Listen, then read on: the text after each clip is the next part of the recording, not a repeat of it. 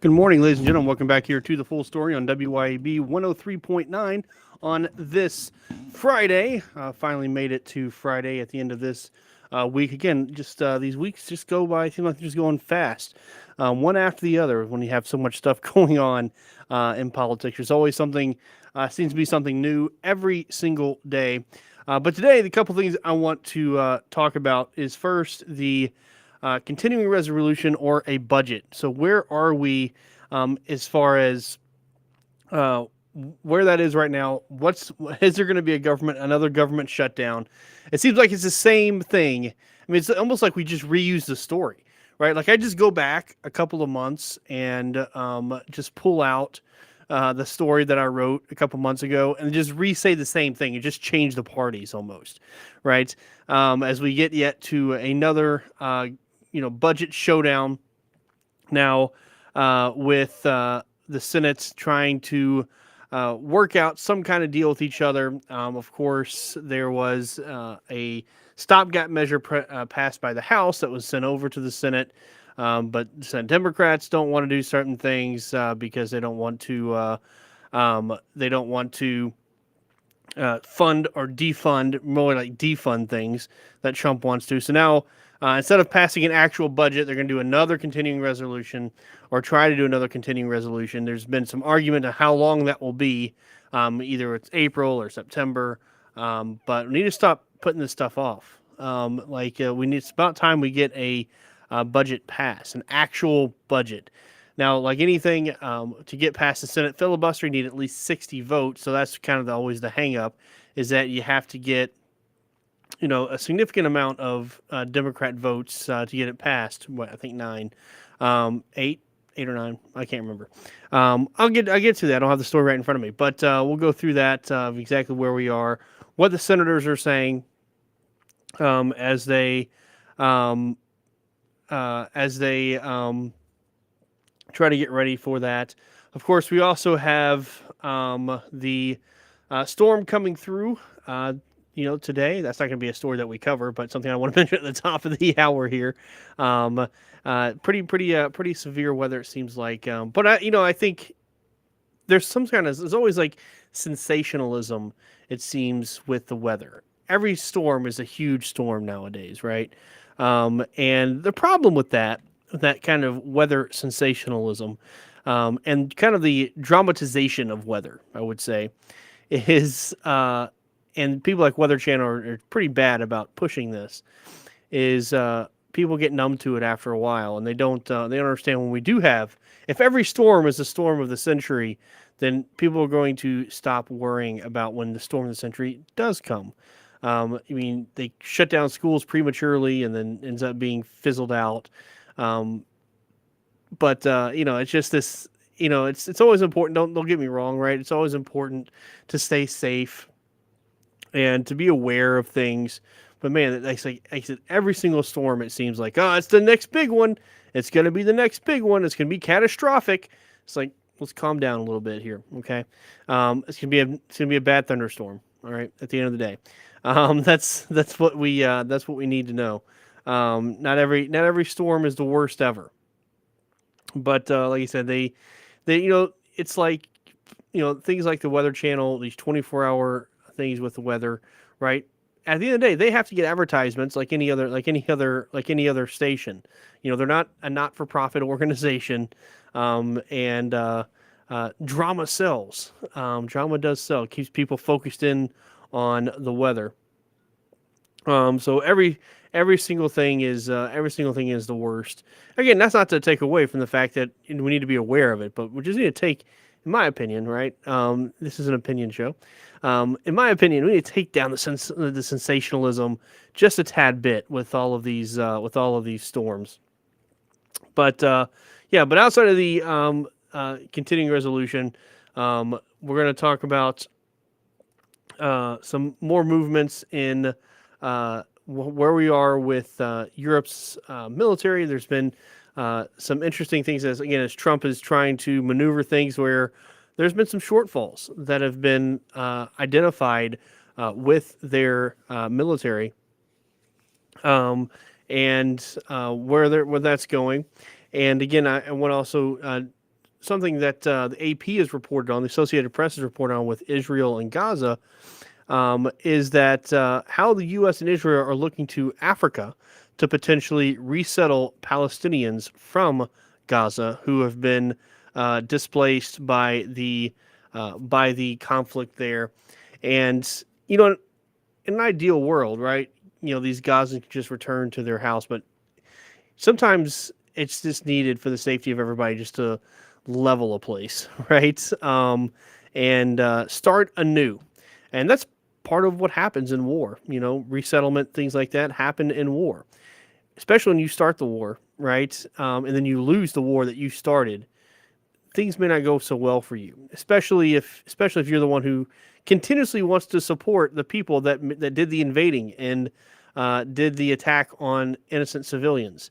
It may not just always be happy go lucky with you. Um, so there's a few different stories that we want to try to get to this morning. As always, you can call in during the break 601-879-0002 if you're up this early. But it seems like there's a decent amount of cars out this morning.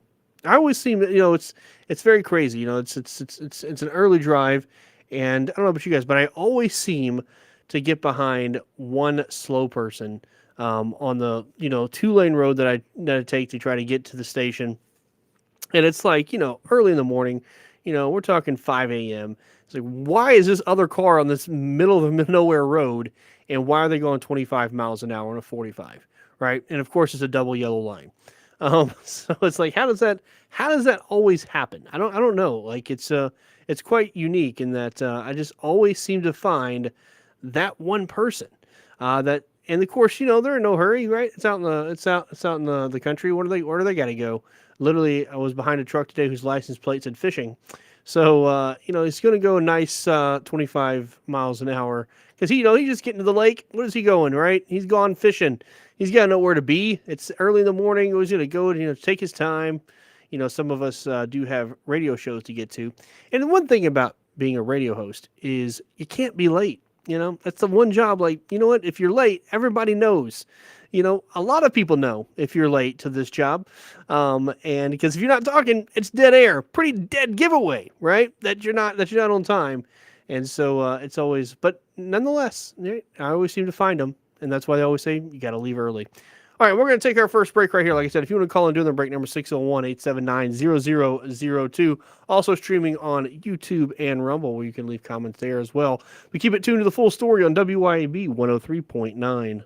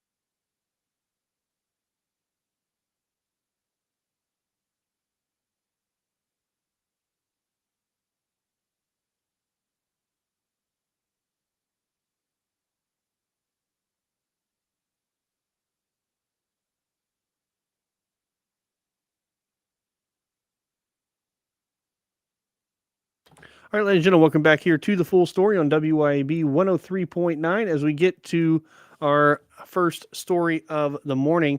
And again, it's a story that it seems like we talk about every single time a CR, a continuing resolution seems to be up, and the Senate finds itself again in a very familiar situation, trying to work to avoid a partial government shutdown with just hours to spare, as Democrats confront two options. One, allowing passage of a bill they believe gives Donald Trump vast discretion on spending decisions, or voting no and let a funding lapse ensure. And so essentially letting a government shutdown happen. Of course, in the past, the Democrats have been very good at positioning themselves when they've been in power to blame any government shutdown on Republicans. And the Republicans had to cave in every single time. So now the question is, now that these two things are up here, will the blame fall on the Democrats if there's a partial government shutdown, or will they avert a partial government shutdown altogether and then be able to politically say, look, even when we are in the opposition party, we still are able to at least fund the government for a little while, unlike the Republicans. So, to me, that's the political outlook that the Democrats are looking at from a strategic point. However, Senate Democratic leader Chuck Schumer gave members of his caucus days to vent their frustration about their options before them, but late yesterday, made it clear he will not allow a government shutdown. His move gives Democrats room to side with Republicans and allow the continuing resolution to come up for a vote as soon as today. A procedural vote this morning will provide a first test of whether the package has the 60 votes needed to advance ahead of final voting, likely later in the day. At least 8 Democrats will need to join with Republicans to move the funding package forward. So they go 8. I said 9 earlier. I meant 8.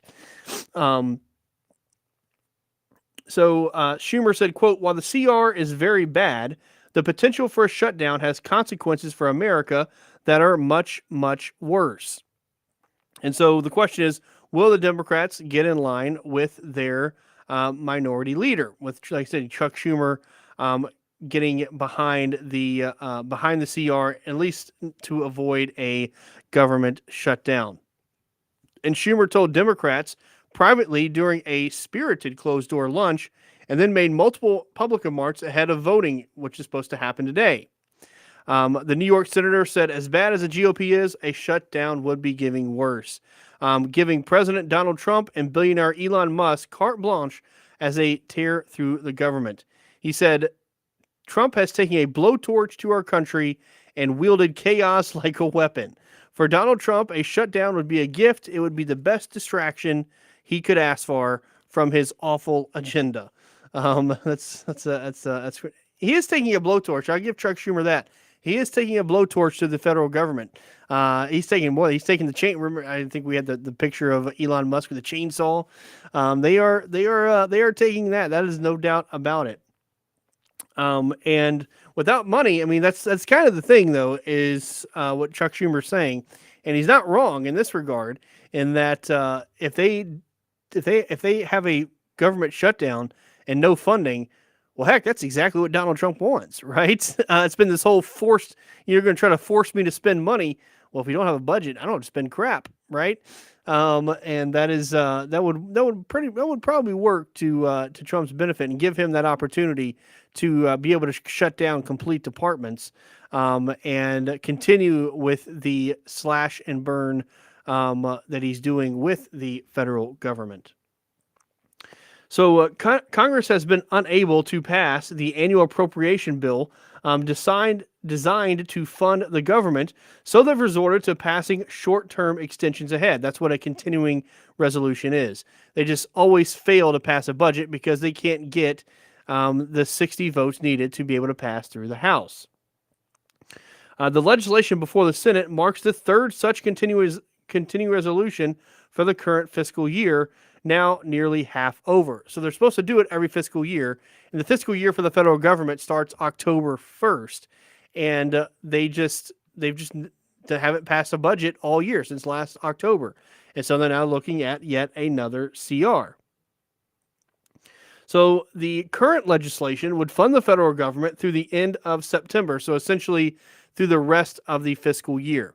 So we get through all of fiscal year 2025 without ever having a budget pass. It's going to be continuing resolution after continuing resolution.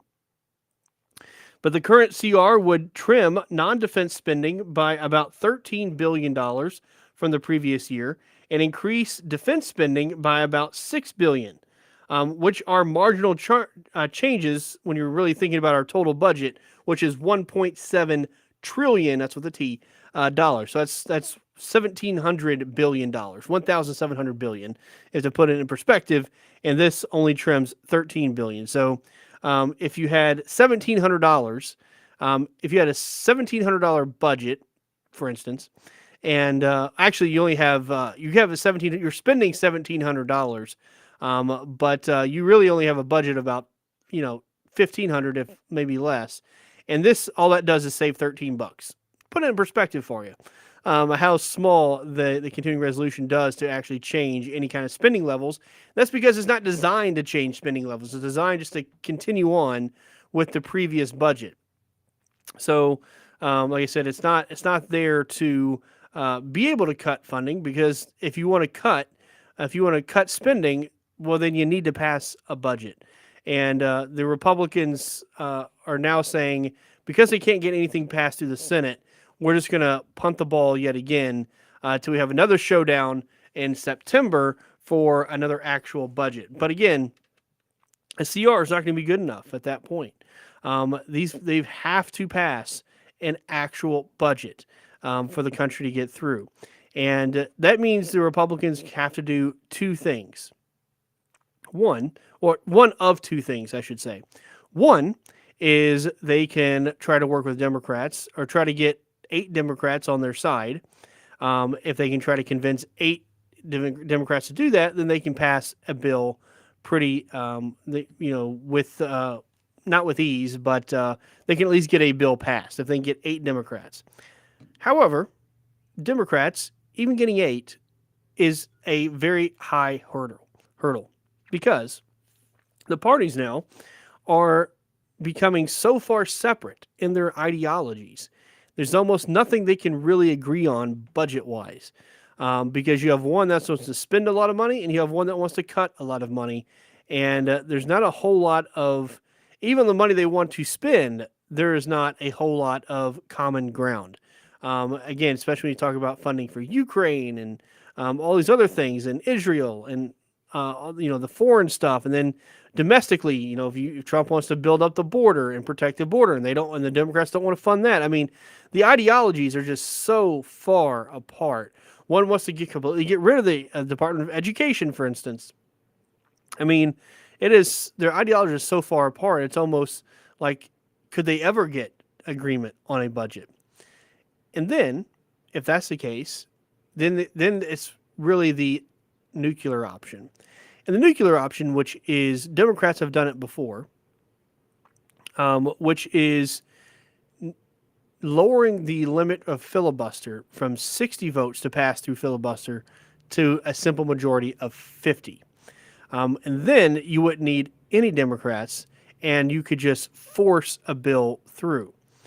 Now, thing is, once you take away a filibuster, it's taken away from that Congress. And so if you lose the next time, it could be the situation where they could reverse it on you. So typically, it's not the best idea to be taking away procedural protections, because you're not always the party in the majority. Eventually, you're the party in the minority.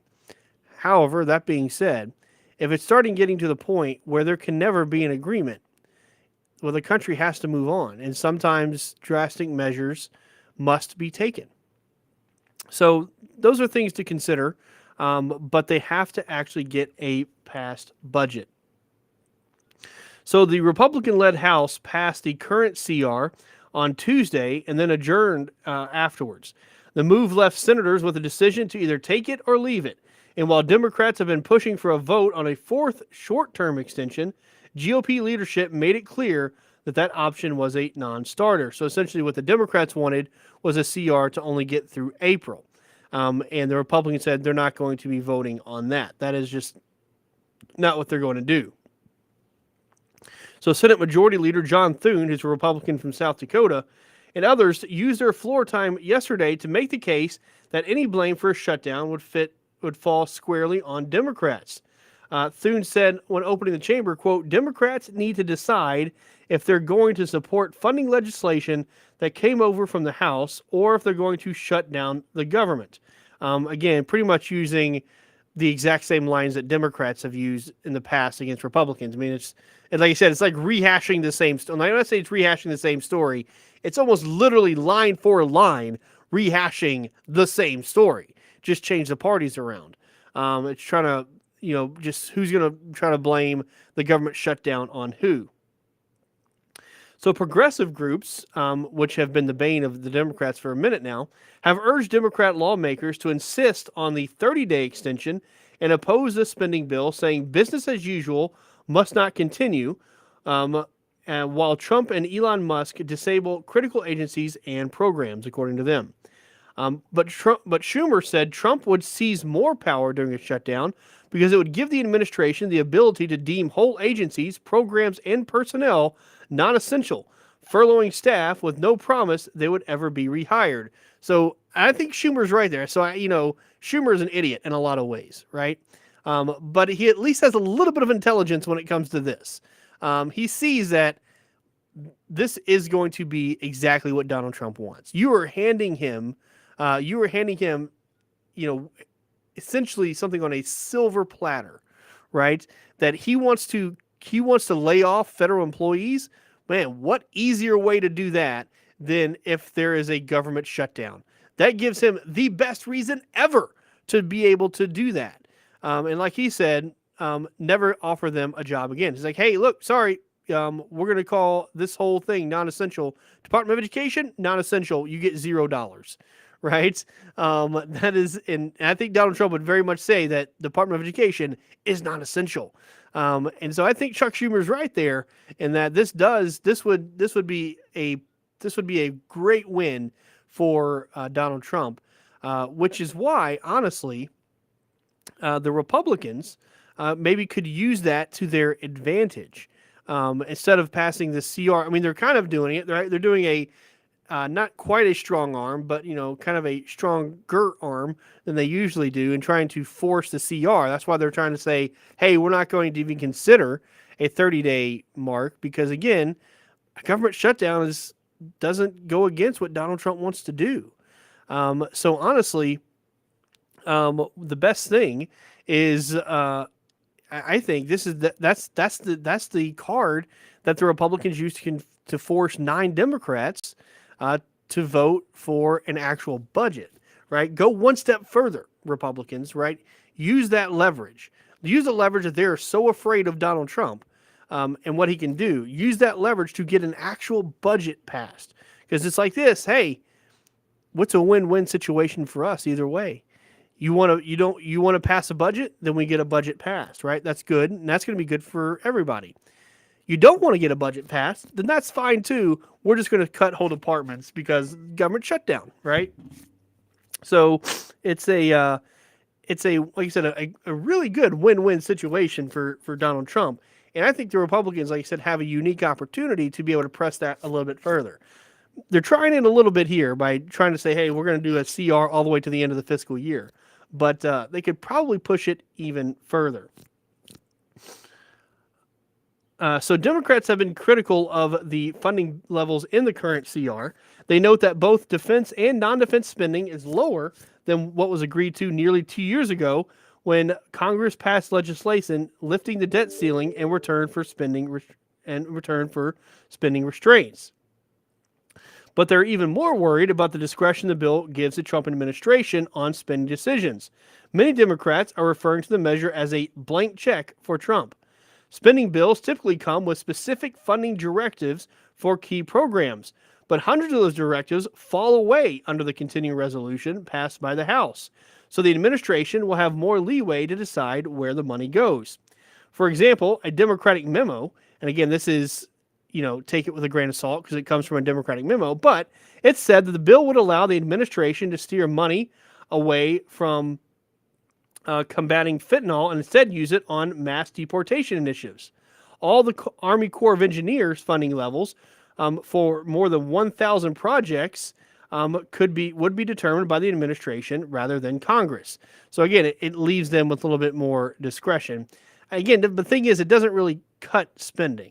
But like I said, the difference, that you could see, right, with the CR is that it doesn't cut spending, but it gives more discretion to the Trump administration in how to spend or not spend the money, right? So the funding is there, but with the CR, there's no directive that Trump has to spend the money, right? He can just not spend it and try to save the government money that way. So it's, in effect, try to get it's almost like a pseudo budget. Not as good as a budget. We need an actual budget, right? Since it's, again, been 2 years since an actual budget. And we don't need to be, we don't need to be lifting debt ceilings again. And when we get to that in October, but it at least gives something, a little bit of something for Trump to have more leeway in certain areas. Democrats also object to the treatment of the District of Columbia, so D.C., as the bill effectively repeals its current year budget and forces it to go back to their prior year's levels. And Mayor Muriel Bowser, who is a big-time idiot, she said the district would have to cut spending by $1.1 billion over just a few months, which honestly is probably a good thing, because their spending is what they spend their money on. The actual city of DC is crazy, right? They finally took down the Black Lives Matter mural. I mean, it's been up for this how many years? It's been this painted Black Lives Matter yellow on the road. They finally get rid of that. But the amount of government waste in DC is, because again, they get their money federally. So they can do whatever they want. So $1.1 billion is probably not even enough for that regard. Democrats are also objecting to the clawing back of $20 billion in special IRS funding on top of the $20 billion rescission approved the year before. The change essentially cut in half the funding boost that Congress intended to give the agency through legislation passed during Joe Biden's administration. If you can remember, the hiring of thousands of IRS agents that they wanted to do, this starts to claw that back.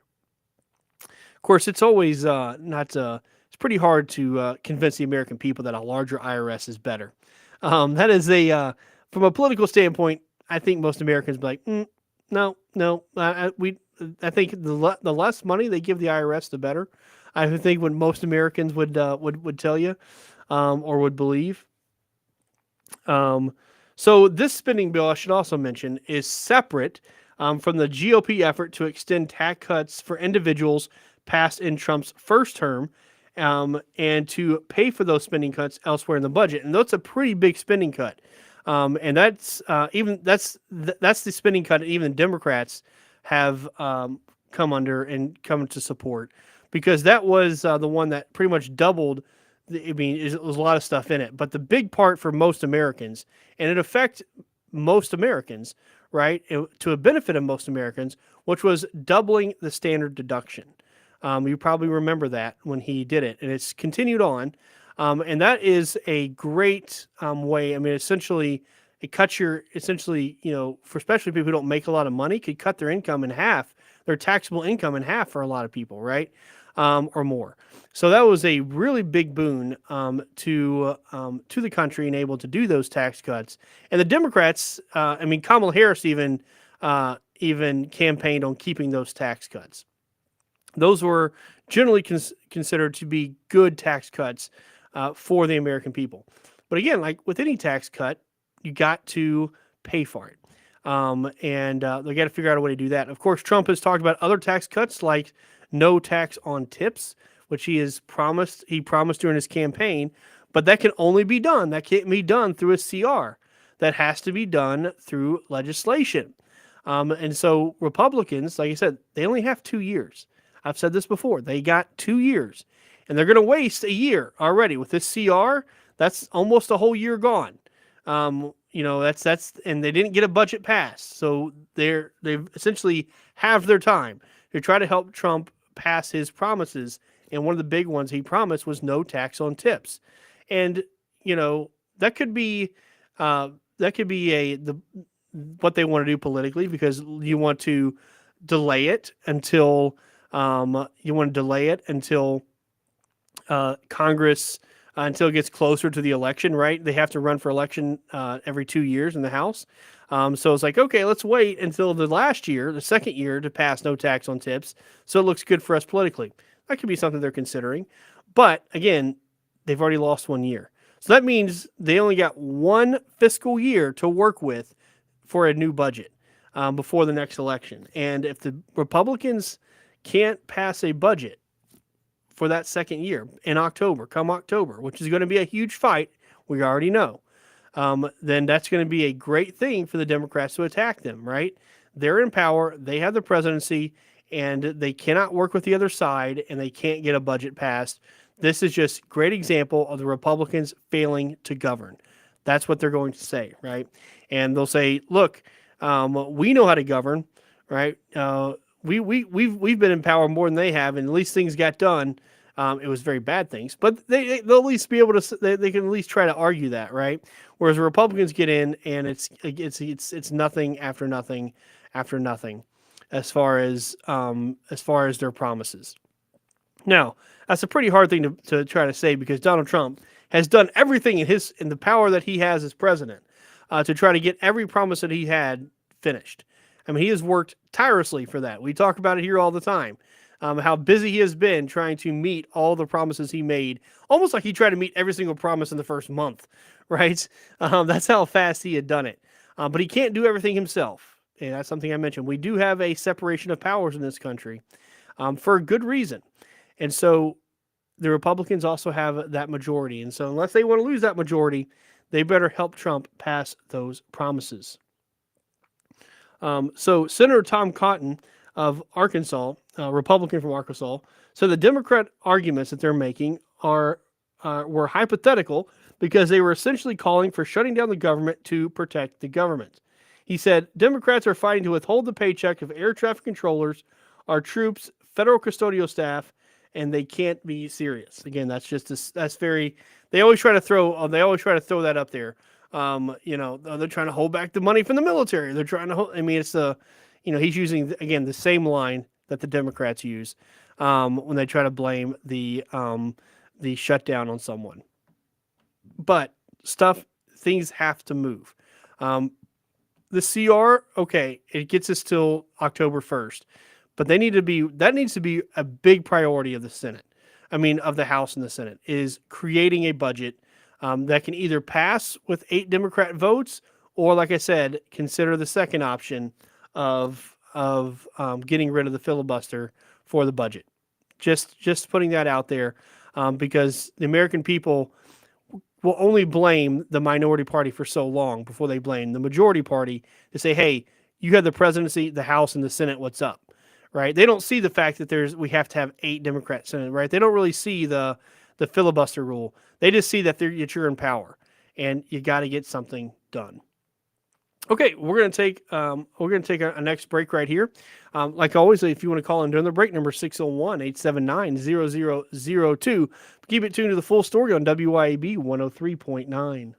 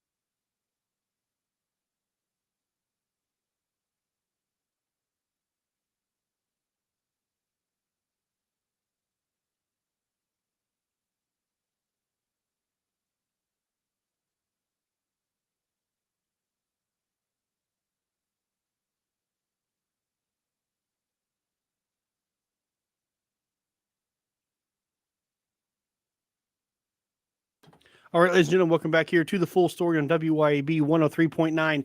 And one thing about this is not directly related to it's tangentially related to Ukraine and Russia, but one thing that we've talked about is why the America gets to direct what happens in Ukraine is because the other powers in Europe do not defend themselves. They have relied so long on America to be able to do their defense for them. And meanwhile, their economies have flourished because they haven't had to spend or use their own workforce to be able to fill their militaries. And that's becoming painfully obvious. So in the year after Russia launched outright war on Ukraine, NATO leaders approved a set of military plans designed to repel an invasion of Europe. It was the biggest shakeup of the alliance's defense readiness preparation since the Cold War. The secret plans set out how Western allies would defend NATO territory from the Atlantic to the Arctic, through the Baltic region and Central Europe, down to the Mediterranean Sea. And according to the plan, up to 300,000 troops would move to its eastern flank within 30 days, with almost all of those 300,000 troops being American. And that would climb to 800,000 troops within 6 months. However, the Trump administration warned last month that U.S. priorities lie elsewhere and that Europe must take care of its own security. And those goals now seem questionable, since mustering just 30,000 troops to police any future peace in Ukraine is proving a challenge. This is how much they've relied on the United States for their whole defense, right? So billions of euros are being shifted to military budgets, but only slowly. And the Europeans are struggling to fire up production and their defense industries. Before funding, tens of thousands more European citizens might have to complete military service, and time is of the essence. NATO Secretary General Mark Rutte has warned that Russian forces could be capable of launching an attack on European territory by 2030. Concerned about Russia's intentions, Polish Prime Minister Donald Tusk wants to introduce large-scale military training for every adult male and double the size of Poland's army to around 500,000 soldiers, he said. But the Stockholm International Peace Research Institute estimates that all of Europe, including the UK, has about 1.5 million active duty personnel. But many can't be deployed on a battlefield, and those who can are hard to use effectively without a centralized command system. And to put that in perspective, just the number of Russian troops in Ukraine, according to some estimates, is 700,000. And that's just what they have in Ukraine. That's not including what they have all other places in Europe and other places in the world, right? And this is also why I talk about why Russia has never been defeated, because they have such large numbers. Not that they're great fighters, but they can put up a large amount of people, something that the rest of you has always had trouble matching. Analysts say that in the event of a Russian attack, NATO's top military officer, which is an American, would deploy probably around 200,000 U.S. troops to Europe to build on the 100,000 U.S. military personnel already there. So again, using our people, our sons and daughters, to defend them. And they're not putting money, and they haven't been putting money in their defense or using their own people. They want to rely on your son or your daughter to defend them.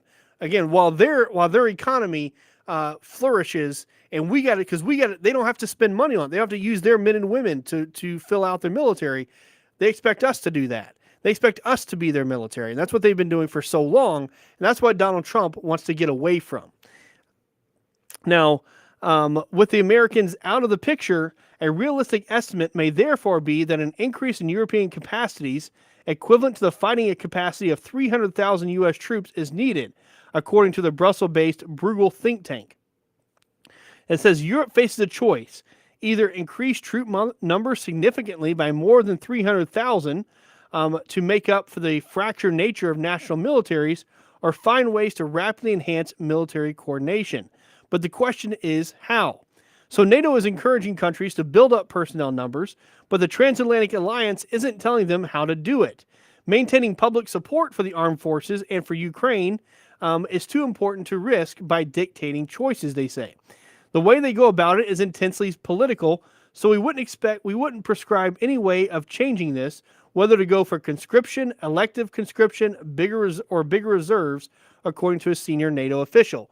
Well, they really need to have absolutely need conscription or a draft to fill out the numbers because they're so used to not having to do it. They're so used to not having to spend money in the military. And again, part of NATO is they have to do it, and they haven't been doing it. And they've just been living in peaceful bliss and expecting America to do it. And then now, finally, America's saying, you know what? Maybe not. Maybe this is not the best thing for our sons and daughters to die for the protection of your country. And when you're not being able to put it up, again, I have, don't get me wrong, right? Allies are important, and if an ally is attacked, I'm not completely against supporting them, but they have to have the major effort. It shouldn't be us sending 200,000 people and they spend 10,000, right? That's not how that works. That's not how an ally works. That's us being your mercenary for you. That's what that is. That's not us helping you. That is us completely being your army and expecting us to defend you. That is not the purpose of NATO. But that's not the original purpose of NATO, I should say. But that is what it is devolved into. And again, you always get a plan for attacks, right? And this is hypothetical. We always deal in hypothetical situations in the military. And hypothetically, if Russia were to invade any parts of Russia, any parts of Europe, they just don't have the numbers to be able to repel that attack. And they just don't have it. And that is a failure on them. They need to be able to prepare for that. And they need to think about it without military leadership, right? Or without military, without American leadership, without American assistance. It'd be nice to have American assistance, right? But you need a plan in case that doesn't happen. And they don't have the military or the funding right now to do it. And now they want to give Ukraine security guarantees with what people and with what army, right? You and what army? That's the question. And the answer is, yeah, you're right. I don't have one. I don't, or at least don't have a whole lot of one. And it's like, oh, America's got it. It's like no, we're not anymore. That's going to be on you, my friend. All right, we have to take our last break right here. When we get back, we'll do This Day in History. But keep it tuned to the full story on WYB 103.9.